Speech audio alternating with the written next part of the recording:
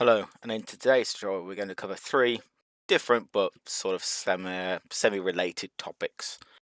So the first topic is going to be supply ships and how to tell the difference between a regular supply ship and an amphibious ship. The second part will be differentiating between carriers that are short deck and long deck.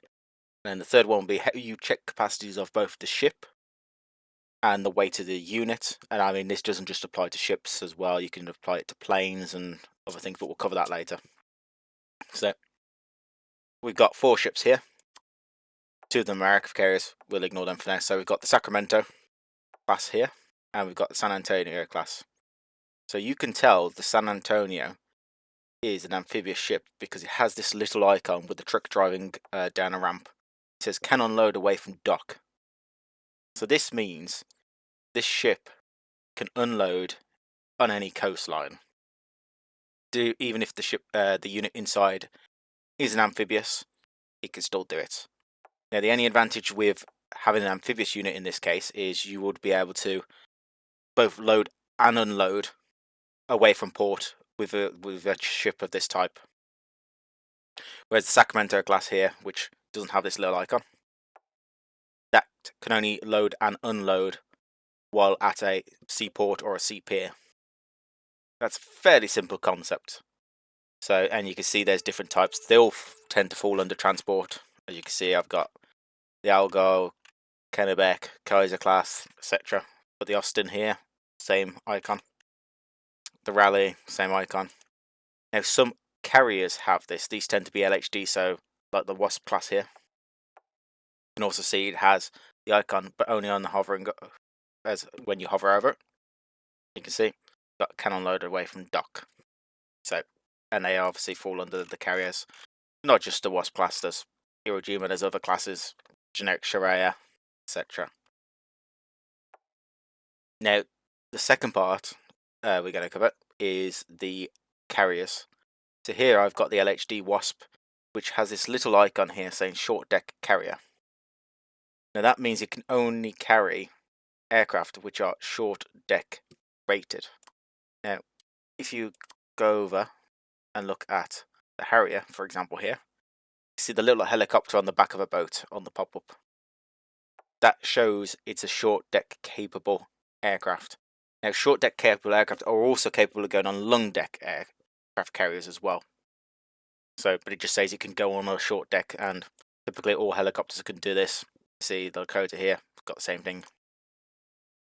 Now, the other ship here I've got is the Nimitz class, and this is a long deck carrier. So you can see it's got this plane icon coming off the back of the boat, and this means it could take both short deck and long deck capable aircraft, but it can't take normal aircraft. For example, I don't have the stat, but yeah, and you can see that an aircraft is long deck by going to, let's say, the Hornet here. You can see it's a plane coming off the back of the boat. You see this is a long deck capable aircraft. So all these aircraft here, which are helicopters over here, go on the Nimitz, but only the Harrier and the Lakota could go on the Wasp. Very simple. So now it comes on to the third topic of the video, and that is how do you know how much space the ship has, and how do you know how heavy the unit you want to load into it is. So you can, when the ship's deployed, hover over it, you can see on the right is the cargo, 33,000 tons. That's available space for either military goods, which will fill up and you can use that to resupply fuel or ammunition to ships or land forces that are in the next hex. Or you can fill it with 33,000 tons of equipment units, for example. But that basically the same goes for planes and supply trucks. You know, it shows you the capacity. Now, how do you find out the weight of a unit? So over here I've got some different vehicles. You can see I've got the M2A1 Bradley here. You can see when it's deployed, it's got a weight of 1539 tons in its full sort of undamaged state. And that is obviously, you need a capacity of greater than that to load in this unit into a vehicle, into another unit. So Sacramento will be able to carry, but most planes would struggle to carry it, for example. Whereas the LAV PC is only 810 tons. Now, when you look at building a unit, so I'll flip back to here, it won't always give you the correct weight, because what it gives you is the weight without any ammunition. And so you can see here the weight is 502 tons. What I'll actually do is I'll go find the M2A1 Bradley, which is the one we were just recently looking at.